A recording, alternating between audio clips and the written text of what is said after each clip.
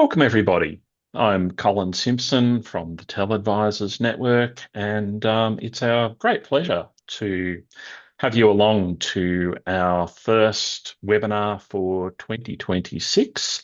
I was just commenting that this is our 10th year of running these webinars, so it's good to still be here. Today, we're going to be looking at third space identity, learning designers, and beyond. Our first presenter will be Ingrid D'Souza from Monash University, and I will follow up after that. I'd like to acknowledge that I am presenting from Naarm, Melbourne, on the unceded country of the people of the Kulin Nations, and I pay my respect to elders past and present. And please feel free to share your location in the chat. If you are not familiar with the TELedvisors Network, we are a special interest group sitting under ASCILITE, and we try to serve as a community of practitioners for people working in third space roles, so learning designers, educational technologists, academic developers, and that big, broad kind of family of people who are not quite professional and not quite academic, but a bit of both. If this is a space that you do find yourself in, please do feel welcome to join this group. And I'll share I'll share a link for that later on in the presentation. And obviously, we do thank ASCILITE for their ongoing support.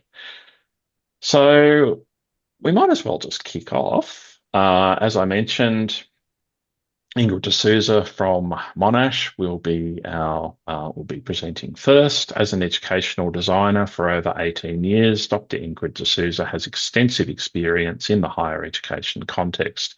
Her PhD was a phenomenological study, Who Am I, Where Are We?, which explored the Who Am I, Who Are We?, which explored the evolving professional identity of educational designers in Victorian universities. So I'll stop sharing and hand it over to Ingrid. Thanks, Colin. Hi, everyone. Thanks for that great introduction, Colin. I'm going to hope that the sharing of my screen is visible. Colin, you might need to just remind me if it's not. Yeah, that's good. Awesome, great. I think I'll just move this out of the way so we don't need to see it. I think that's a bit better.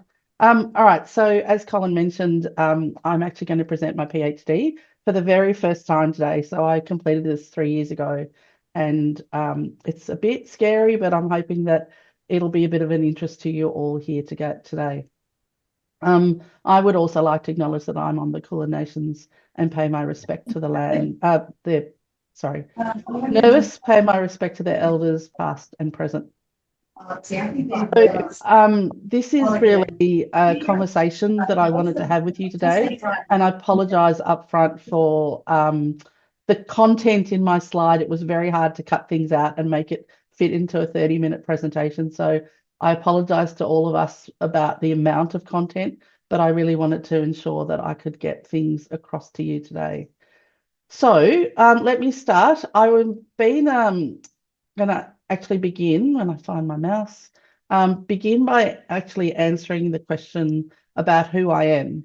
And this was something that when I first started in a doctoral program, so not a PhD, but I actually started as a Doctor of Education program several years ago. I think it's been 3 years since I completed this. So it's probably over 13 years ago that I started this. And the question about who I am sort of came up, and the teacher at the time, the lecturer at the time, actually said to me, "You'll define yourself as you do this doctoral program." I went, "I don't even know what you're talking about." But over time, I did actually begin to define who I am through my PhD. And so to just explain to you that I have this ongoing convergence or intersectionality between the two entities that ended up becoming my PhD, that of identity and education. So I'll talk about this as I go, but just a little bit about me. I've always been trapped in what I call two worlds. I was an immigrant.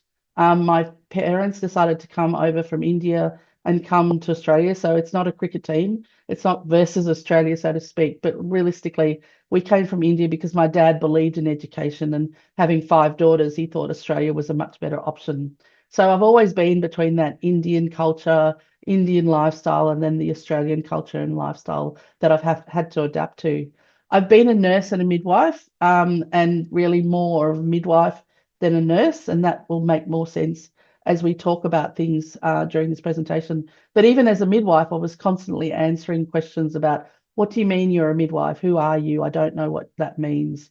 And it was interesting, my own mother once questioned me about my role as a midwife as well. So that was also an interesting journey, given she'd had 5 daughters. She'd never actually experienced the world of a midwife.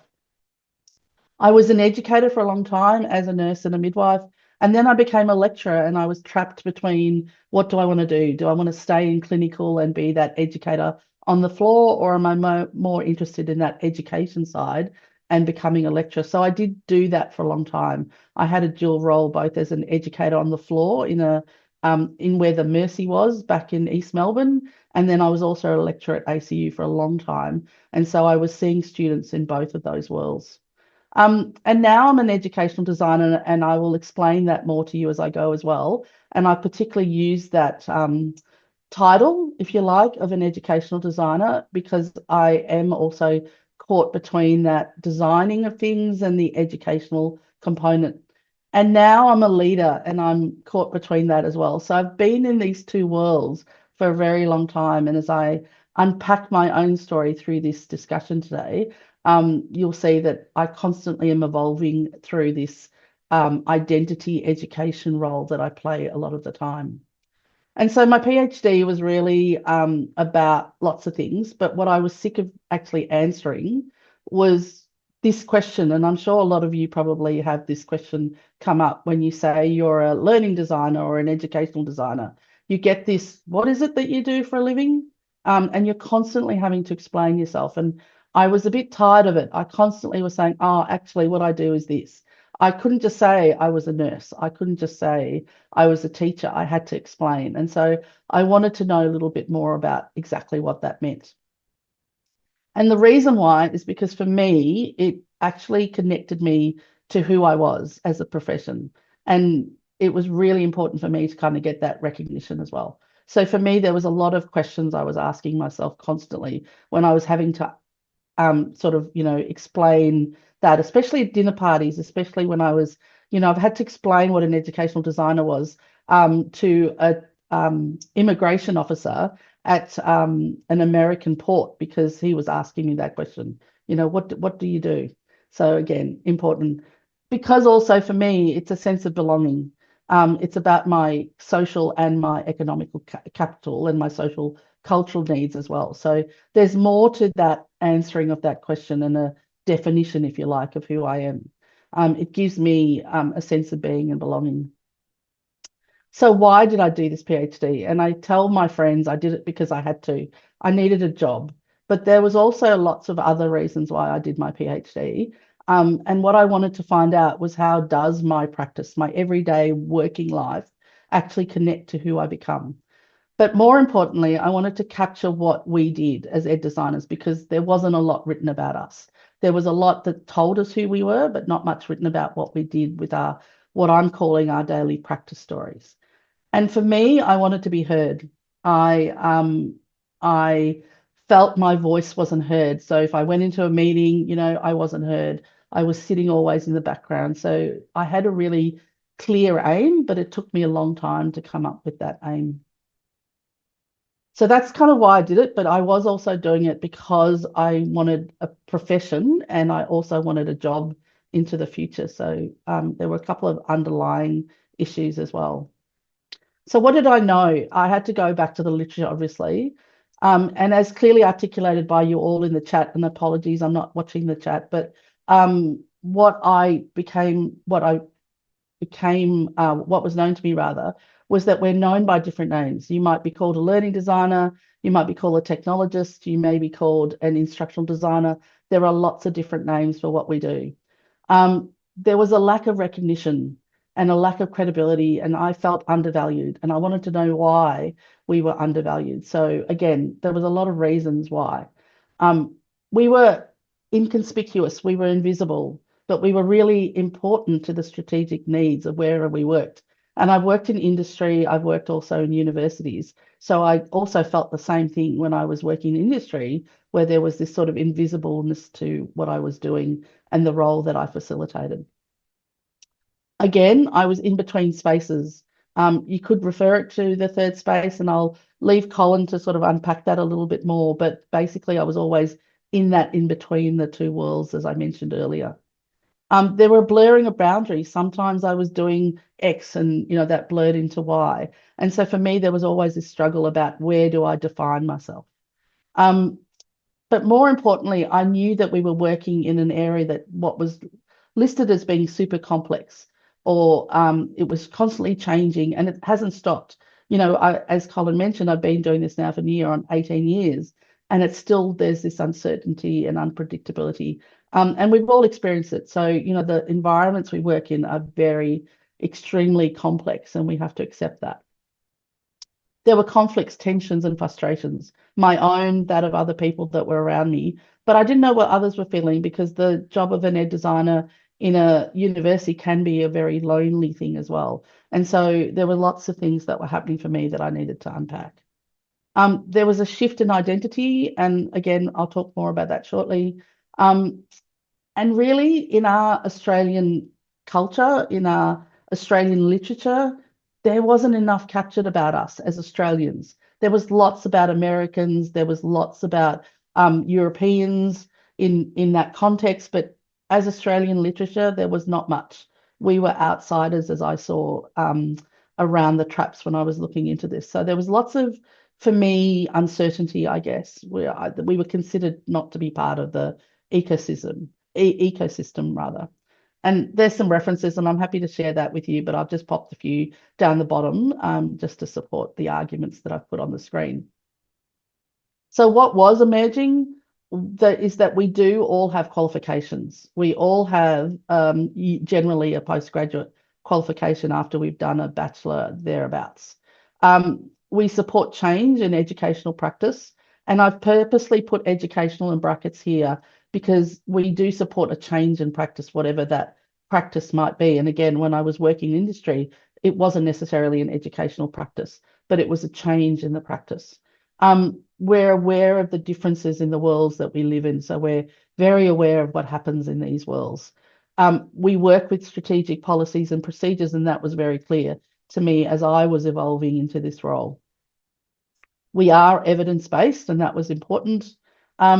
We make improvements over time, but, our roles and how do we interpret ourselves is just starting to be answered. And again, like I said, this was a 10-year journey. It wasn't like a short-term thing. So it's evolved and it continues to evolve. So I think that my comment there, just starting to answer the question, was really what I felt back then when I started my PhD.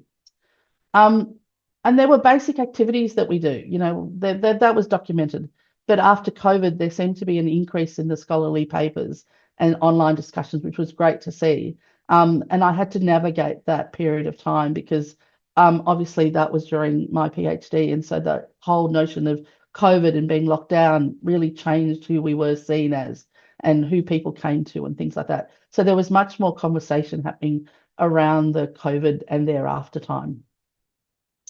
And really, towards the end of my PhD, what was emerging was that we started to have discussions about formal education programs, and there have been formal education programs that have come to light since I sort of started my journey into my PhD.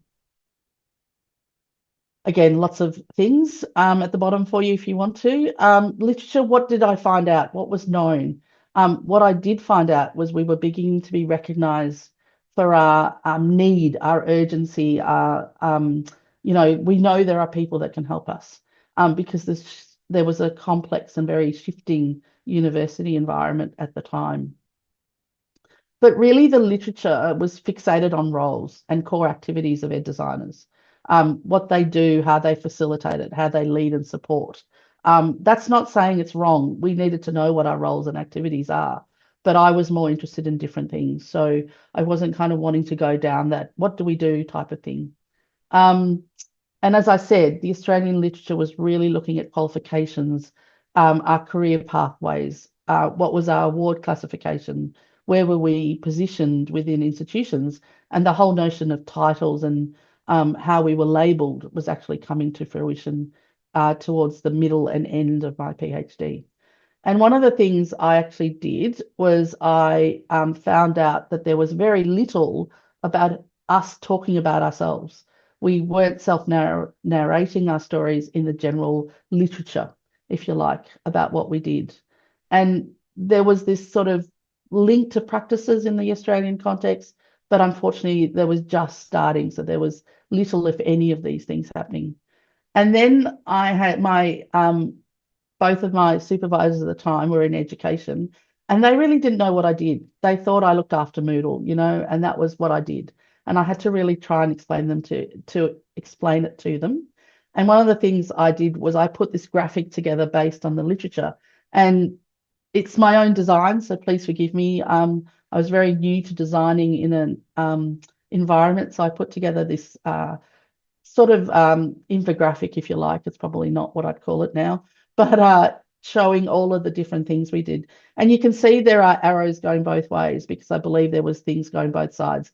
We influenced policy, we influenced sometimes institutional strategy, we did research, we helped with teaching and learning. And really we teach academics, and so that was important. So we did lots of things. We project managed, we did administrative tasks. Some of us were actually academics.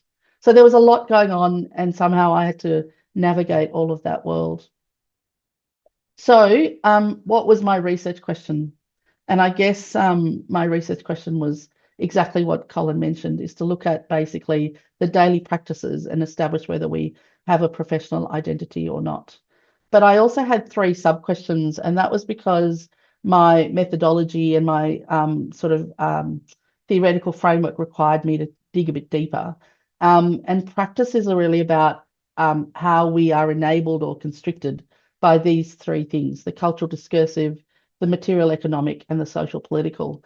And in this 30 minutes, and Colin, remind me of time if I need to, but I'm not going to go into great depth of that, and I'm happy to talk to anyone about it offline, but there's a whole world of articulating the cultural discursive arrangements, the material economic, and the social political with the framework that I used. So what was my research framework? And again, I've just put a bit of a graphic together because it'll take me forever to explain it, and I really am conscious of time. I want to give Colin as much of time as he can have. So the paradigm that I decided to use was what I called interpretism. And I've kind of put it across here so you can get a bit of an idea. And that is about investigating a problem from the view of the participants as they interact in the social world. It's about gaining knowledge through this understanding or mutual negotiation. And it's specific to the situation that's being investigated. So I was very much interested in interpreting the story of others, not about what they did, but how do they frame it for themselves. And I particularly chose to use phenomenology, an interpretive one of that, because that talks about the life, the world, the human person. And again, I wanted to know who the person was and what did they do day by day, because like I said earlier, I was caught and I wanted to understand more about who these people were. And again, it's that connection between the world and the person who inhabits the world that I was interested in. So it was very much about me unpacking what the people I spoke to thought about being in the world at the time of being in the world. My theoretical framework was around practice theory and theory of practice architectures. And that's where that cultural discursive arrangements, the material and social economic come into play. And it looks at, again, what did ed designers say about their practices? What did they talk about? How did they articulate it? But I wasn't interested in the individual ed designer. I wasn't interested in who that person was, but I needed to unpack who they were before I could actually hear their stories. And I looked at it through what is called sayings, doings, and how they related, if you like. So what did they know? How did they talk? What language they use? How did they describe, if you like, what they did day to day? And how did they relate to others? How did they relate to other people, whether those people be, at the desk next to them, or did they relate to people that were in another state, or, through the TELedvisors as well? That was really important. So how do we relate to each other's? And what does that mean for the spaces that you get involved in? And then lastly, how I did it through what's called a conversational dialogue. And that conversational dialogue was about a semi-structured, if you like, conversation with the people. I had some questions that I wanted to ask them, but so I didn't call it interviews, I actually called it conversations, because I really wanted to talk about where they were at and how they were doing things. So for me, that was really important, that I had a conversation with people. So who were my participants? I put out a notice through the TELedvisors. So Colin was very generous, and the team was very generous to let me use that basis. And there were 10 participants. There were 6 females and 4 males. They came from 5 Victorian universities. No rural universities actually put their hand up, so they were all in a city, if you like, in Victoria. Their titles and their locations varied. They were mostly working in teams, but there were a few people that weren't. They all had a HUE or a higher education worker role. There was only one person out of the 10 who was an academic and had that title. Over half of the people that I interviewed or I had the conversation with were on projects, so they were doing specific projects, but they were also doing other business as usual activities that we talked about. All were involved in facilitating, leading, and supporting a strategic educational practice within their workplace. So their project or their business as usual activities were around that strategic educational need. Of the people I spoke to, 7 had a master's degree and 1 was undertaking a PhD, but they were not in educational design. And that was really interesting to me, because at the time, I didn't have anything to do with educational design as my qualification. As I said, I had done a master's in education, but not with anything to do with educational design. So it was interesting for me to see that I was in similar territory as other people were. And none of them, not one of them, had begun their career in their current position. So they had navigated a world through various different means to get to where they were. So none of them were actually going and putting their hand up from their bachelor degree going, I'm going to get into educational design. That might be quite different now if somebody was to redo this study. So what I found that there were enablers, and the enablers involved a couple of different things.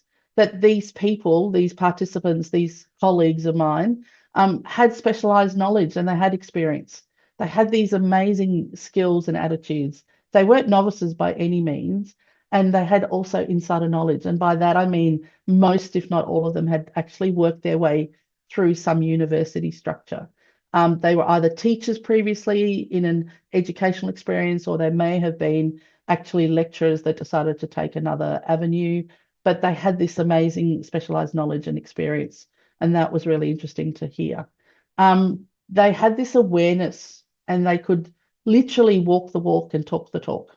And that was really exciting for me to hear, because they had this amazing ability to know and where they belonged and how they were belonging within their world. They had what I called relational capital. They had these long-term relationships that they built, and they built them quickly. And some of the stories that came out in the conversations really told me that they were able to build these amazing relationships from the very beginning of whatever the journey was, whatever the project was. And that was exciting to sort of hear about. And they were basically positioned often between some sort of strategy. They were that bridge between project A and getting it out into the field. They were, doing their business as usual, but people would come and talk to them and knock on their door. And they were constantly building a bridge between two sort of worlds of their own. But I also found that there were constraints. And I think this is what sort of affected me the most out of my PhD. This lack of uniform naming convention. We don't have a consistent title. When you go looking for this position, you can't find it. You've got to look at, when I did searches for the title, I had to look for learning, education, designer, technologist. There were multiple ways of trying to find. So that, I believe, is a constraint. There was a professional invisibility. There was a lack of recognition, and a sense of, constant instability or invisibility as it went on. There were tensions and this myopia where, the narrowed view, if you like. We were positioned within the HEW area, which meant that caused structural tensions and conflicts, because we're not administrators and we're not academics. So what are we? So that notion of a third space, is that where we sit? And that wasn't part of my particular study, but it certainly kept raising its head during my process of unpacking what I was finding was the constraints. So there was this practice tension that occurred. And there were definitely environmental arrangements, again, going back to my theory, that actually impacted greatly on them. And they came from all three areas. So this cultural discursive, how they spoke, did they have the language, how did they communicate, all of that sort of thing. The material economic stuff, we're not given, or, my participants and I are not given that ability to go and find a grant and go forth. We have some structured problems. And then finally, the socio-political arrangements came through. So as I unpacked this, one of the things I had to do was go back to my theory, and that is Chemis's theory of practice architectures. And again, the next slide is going to kind of throw people a bit. It's not really for you to kind of unpack today in the 30 minutes I've got, but I'm more interested in actually just showing you what I had to put together, just as a bit of a visual, I guess. So here's what I ended up coming up with. The practice theory is based on the saying, knowing, doing, and relatings. As I mentioned, it's about a space. In particular, if you look at cultural discursive, it's about that space and the medium of language. So I found out there were many enablers, their previous history, their professions, their occupations, they brought them to the space and enabled them to do their practices. They had the language, the discourse, and they had the discourse communities because they went out and found other people, just like you've come to this presentation, who could talk the talk, walk the walk. But the naming convention was definitely a problem. The diversity in that was definitely an issue. And the descriptors and metaphors that we might use to describe who we are was also a constraint, because we don't have clarity of that. You'll see that the social economic constraints were around that professional intentionality. Who are we? What do we do? But there were great enablers. They had relationships that they'd built with many people. A lot of my colleagues, my participants, which I don't like using, but my colleagues, as I call them, are very much about building that culture. They are very much about having really key people in their past who can actually, they can tell you, led them to this journey. There were quite a few of them that talked about that. And for myself, that I can name the person from my past that actually told me that I might be really good at education and I should go forth. And this is when I was a midwife, and I was like, oh, I don't do education. And she was like, no, you're doing it all the time, Ingrid. You're not recognizing that in yourself. So each of us talked about that past relationship that helps us into the present. So that was really important. And again, for that material economic one, that physical space and the activities that we do, they were mostly around where do we go? And I think that's one of the things I want to talk about. Where do we go as educational designers? How do we move forward? And so that to me is really important. Where am I going next? Because when I started this, I didn't know where I was going to go. Where is the trajectory for educational designers? But again, there are enablers, but there are constraints. So to try and just get through to the discussion, I'm just going to throw this all out here. Really about practice and professional identity. It's an interconnection. There is that interconnection between our practice and professional identity. We do belong and we contribute to this educational landscape in universities that's continuously evolving. We are affected by a number of contributing and interconnected factors.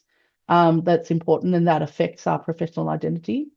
And this particular research project that I chose has no definitive answers, right? Instead, it's about challenging and encouraging us to be reflexive and make meaning of our day to day. And that's what I was trying to do.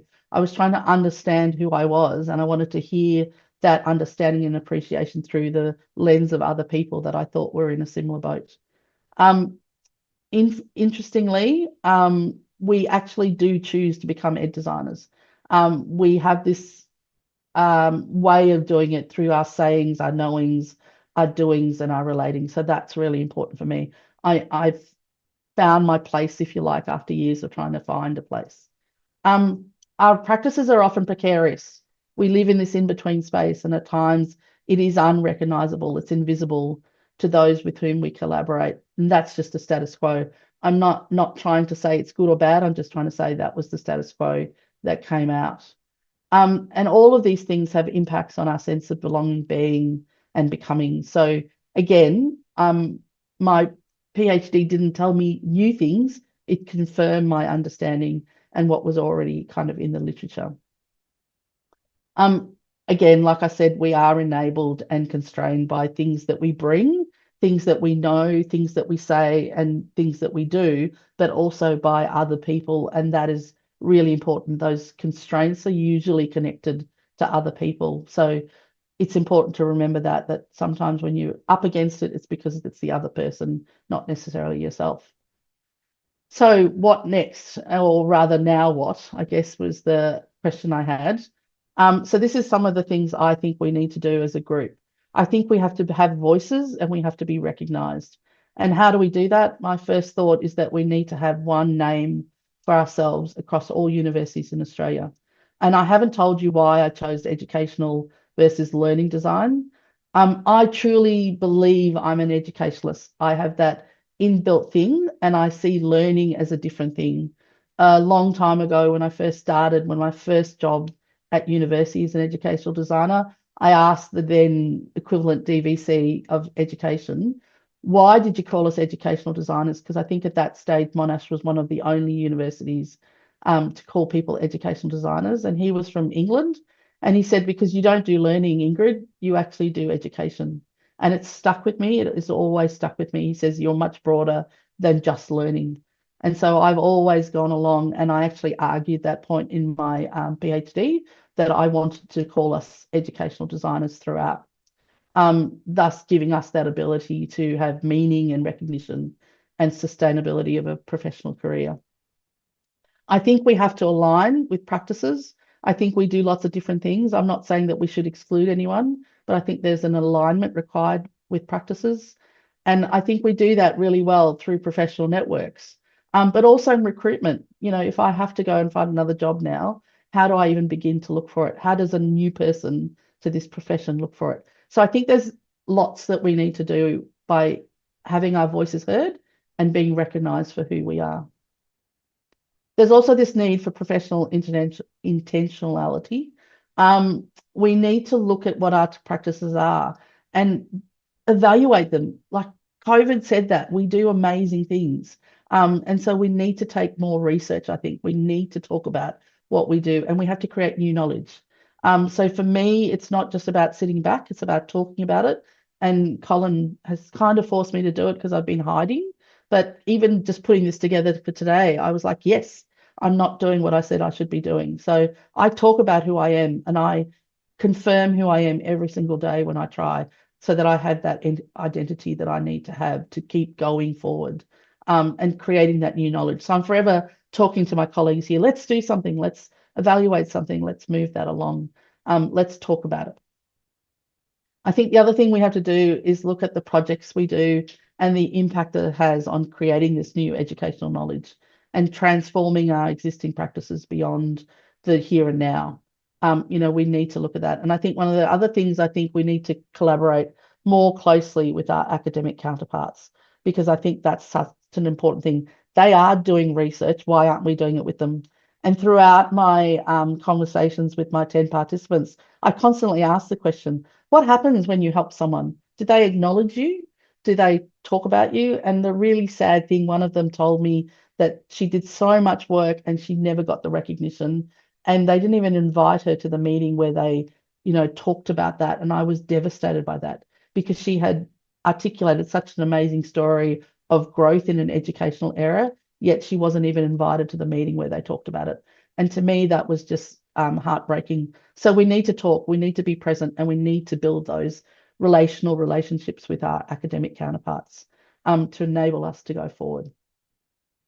And that's it. That's my thank you. I don't know what the time is. I'm hoping you got something really good out of that.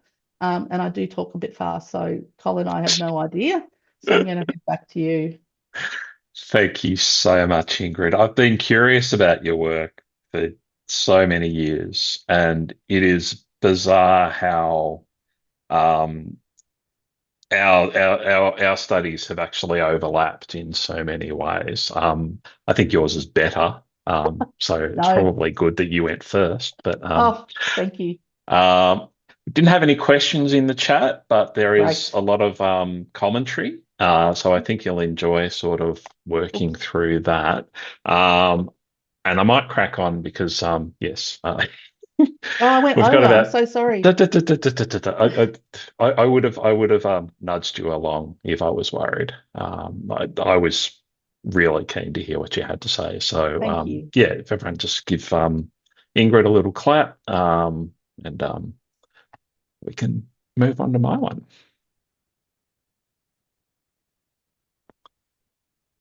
So some of you may have seen a fair chunk of what I'm going to talk about today at the ASCILITE conference because I am repurposing that, but I've tightened it up and made it a little bit sharper. But take a lot of what Ingrid just said and assume that I've said it. Uh, there's big questions about identity and um, the way that we actually define roles. And look, I think everyone is very much aware of this. So I took a slightly broader view, and I was looking at what I identified as being three third space roles, which were learning designers slash educational designers, educational technologists, and academic developers. And it is quite possible that I went with learning designers because it just gave me a neater set of abbreviations. Now, what you can see in this Venn diagram is a breakdown of the practices that people in these three roles identified with. And I think what's really interesting is how many of those actually overlap between these roles. And this is one of the things that makes it a little bit challenging for us to actually define these roles. Because, if we're kind of doing the same thing, would you say you're an ed tech if you're facilitating educational technologies, or would you say you're a learning designer, and so on and so forth? Now, some of you may be looking at this and thinking, well, that's not what I'm called, and that's not what I do, and how dare you suggest that learning designers don't have any distinct practices? And yeah, that was something that came up at the talk last year. I'll work you through the data and I'll explain how I actually came to those conclusions. And I'll also sort of talk a little bit about the title thing because 100%, and I've got numbers and stats that actually reiterate that. And yeah, so our challenges are the titles are all over the shop. Role definitions are wildly variable. And this is a problem because if the people that we're working with, if the educators don't know who we are and what we do, it makes it harder for them to trust us and to, you know, because it's a vulnerable thing admitting that you don't understand something about learning and teaching when you're in a position where you are meant to be the expert in learning and teaching. So working with an ed advisor is an act of trust. On a organizational level, it means that there are challenges that maybe universities aren't hiring enough of the right kind of people, or we're not putting the right people in the right places. And it also ultimately, sort of creates limitations to our own career paths, because if no one knows how high we can go, obviously the ladder is shortened. This is not a new problem. This is a paper from 1972 where they were discussing, well, are they education technologists? Are they education designers? I don't know. And yeah, so people have been trying to nut this out for 50 plus years. My study was mixed methods, did a survey of 111 people. I did semi-structured interviews with 16 people from 41 higher ed institutions across Australia. Now, that's actually institutions offering higher ed qual. So it's not just universities. There are a couple of kind of private higher ed institutions. And it was really interesting talking to those people because they had a slightly different experience. Um, Again, recruited through the TELedvisors Network, and I'm very proud that this is one of the things that we are able to facilitate. Um, Most of the people in the survey were professional staff. There were about 21% academic staff, about 60% working in central units, and about 30% working in faculty units. And that was one of the things I was actually keen to talk to Ingrid about. Um, and I asked them a question about to what extent, on a scale of 1 to 100, people identify with one of three role types. And, I mean, the identification was pretty strong. About 84, people with learning designers scored themselves about 84%. Ed tech's about 78, and academic developers about 73. So still definitely a stronger sense of identity with being a learning designer than the other two roles. And then I asked people what their actual title was, and I kind of compared that to the role that they had self-identified as, and sort of did this analysis to say, well, does that kind of align, or is it just completely different? Uh, and this is where it got really interesting, because the learning designers, about 80% of them, their title aligned with, kind of who they are, or with their ostensible role. So this basically tells us that, and it sounds kind of obvious, if your title actually reflects your job, then you feel much more, you know, aligned with that job. So, yeah, I mean, so this is an argument for having far more consistent titles. And this is definitely something that I would like to see us as an organisation, the TELedvisors Group, and the broader third space community trying to work towards. And I mean, already I've used learning designers, Ingrid used educational designers, so we can have a bit of a Barney about that. But I don't think it's insolvable. Now, the second part is, okay, so we've got these titles and we've got these roles, but how do we actually understand what the roles do? Because if we can actually describe the roles effectively, then it's going to be a lot easier for us to say, you're an ed tech, you're an academic developer, you're a learning designer, education designer, whatever.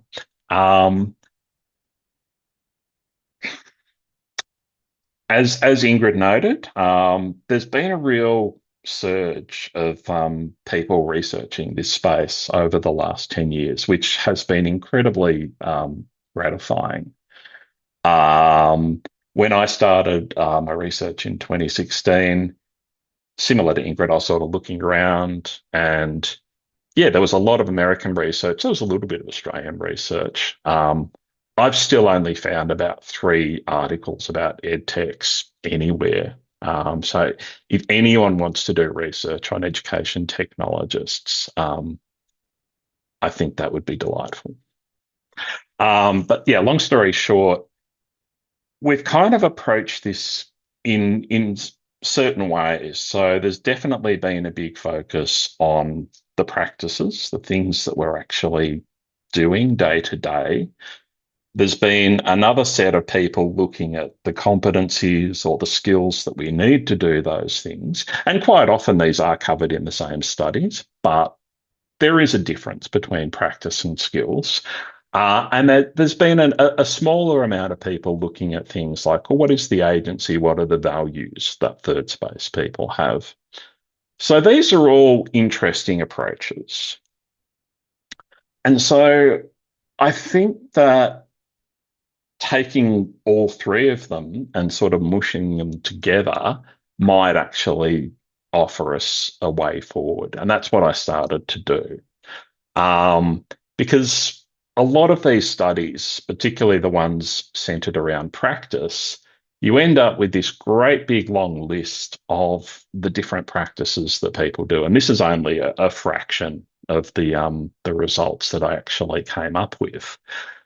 But when we start to put them into bundles of practices, that's where I think it will become a little bit easier to create comparisons between these roles.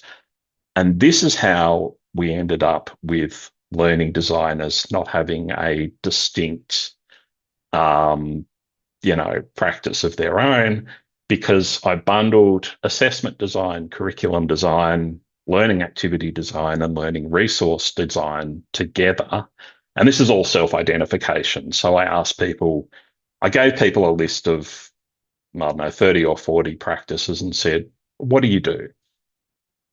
And so this is what we ended up with. And so within that bundle, the academic developers are, more involved in curriculum design, and the learning designers are more involved in learning activity and learning resource design, but they are still substantial parts of their thing. So I would argue that design learning and teaching is, a kind of a shared practice between ADs and LDs. Now, this is a model. This is my results from one study, and further research would be amazing. And I just think that this might be a useful way to actually move forward with exploring this as a metric for how we describe these roles. As you can see here, there's a lot of overlap in a lot of these practices. We all work to build capability. We all work on quality management of teaching. We all work on relationships and care work. And that's something which is really not discussed very much, but that is so core to everything that we do. So I just thought this is an interesting way of sort of seeing what's unique and what's shared. Similarly, there's always a lot of competencies or knowledge areas, and I kind of went through a similar process, and I sort of applied this categorization. So these are pedagogical competencies, these are pedagogical, technological, or these are technological. So yeah, that's another part of the puzzle. Now, one of the things that I don't think people have explored quite as much, and for me, this was some of the most interesting results, was the purpose of the role. Why are you there? Why have they hired you? And the differences between the roles was fascinating. As you'll see, a lot of these are statistically significant. I found it really interesting, for example, that 79% of ed techs felt that they were there to support teaching staff, and only 36% of academic developers thought that that was what their role was about. Similarly, 83. Well, I've already done ed techs. Building capability was a big one for ADs. Anyway, you get the gist. the purpose question for me is where we see some of the most stark differences between the roles. And I think that's really helpful. And it's not that no one in a particular category thinks they do a thing. It's just, whether a large or a small proportion of them do. So this is a very formative kind of grid that I've developed just to as a starting point for having a discussion about maybe this is a way that we could actually approach saying you're an AD, you're an EdTech, you're a learning designer. And I think the way to test this is to actually remove the labels and just say which of these, do you most strongly identify with, and then see whether that maps to people's titles. I don't know. I just think that there's something in this, and it might be a way forward to help inform this conversation. So the next steps: iterate the model and the characteristics, work together for sector level acceptance of the descriptions and the common titles. I actually have a strategic approach to that in mind. And this is a small diversion, but bear with me. So the Association of Tertiary Education Managers, which is a group that we've partnered with in the past, basically, an umbrella body for tertiary education managers in Australia. In 2011, they decided all professional staff are going to be called professional staff across the sector. Previously, they'd been called non-academics or general staff or whatever else. But an organisation built around the people who actually hold management leadership kind of roles, and particularly HR people, are actually able to make these kind of decisions where the university sector as a whole will say, okay, yep, this is the language we'll use. And that is largely stuck. In Australian universities now, you're a professional staff member or you're an academic. So it is achievable. Now, that's not the end of it. So as a result of all of this thinking, and this is something I've not entirely worked out yet, there has been all of this research going on. And there's a lot of work happening kind of in parallel. There's been so many presentations and so many amazing webinars and so much stuff going on. But I'm really wondering whether this kind of third space research is a little bit stuck at the moment.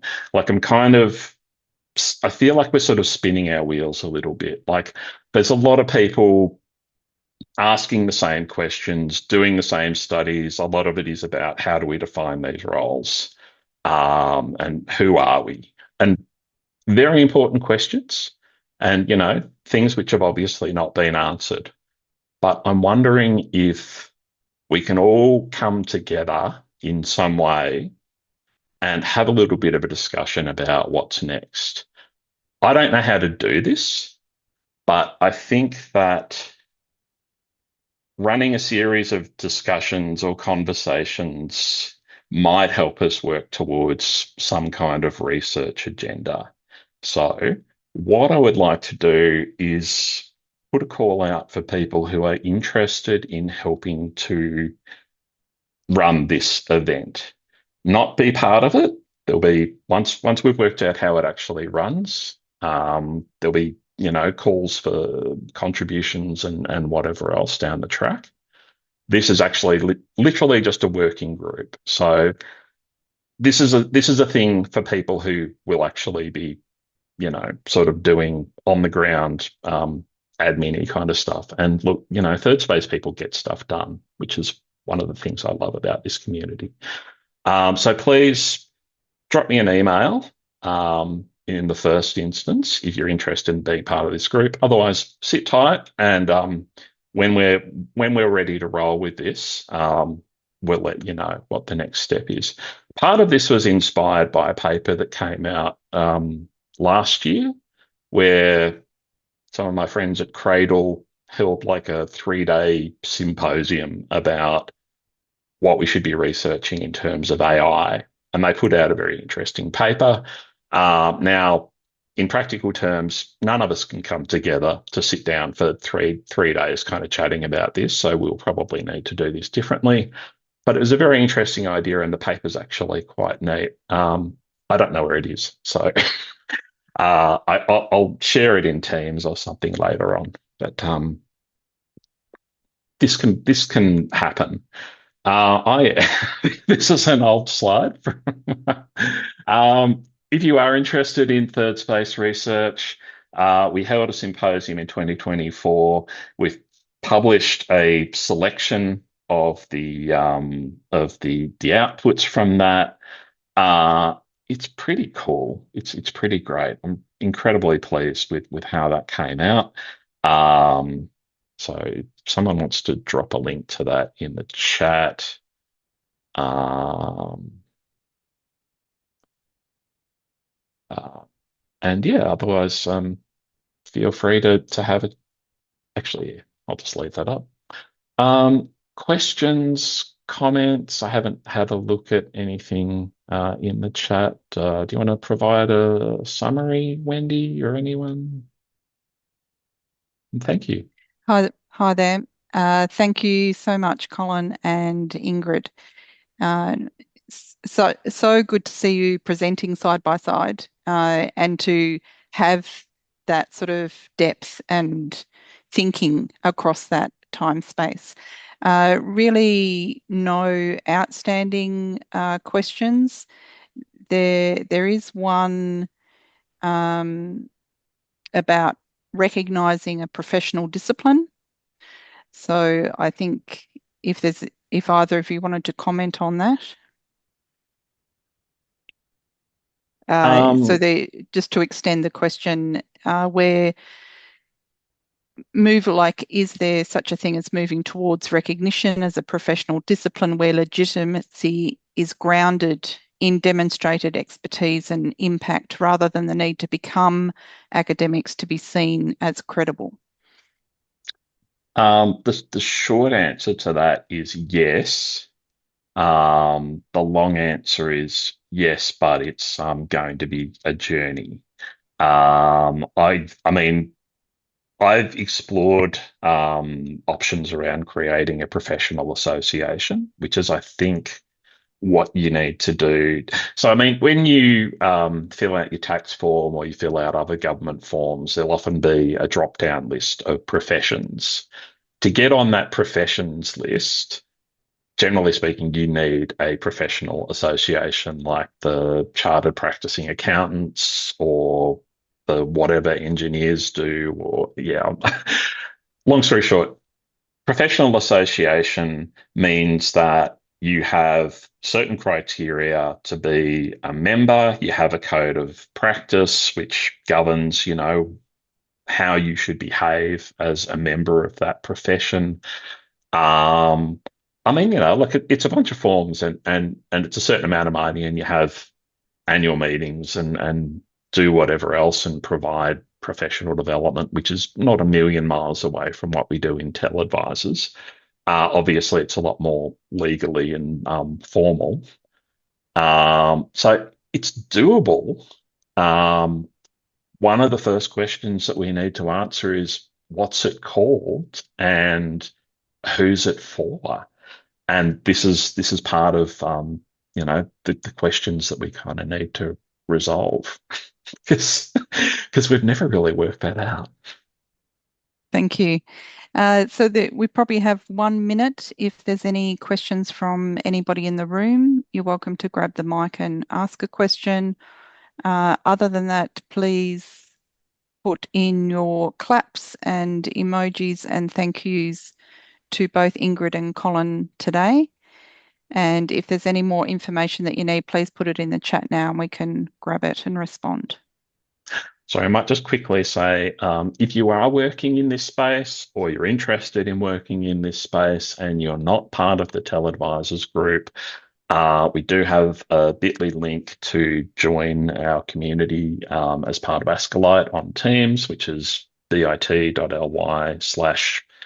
TELedvisors, all one word. Oh, I'm looking at on the slides, but I'm not sharing the slides.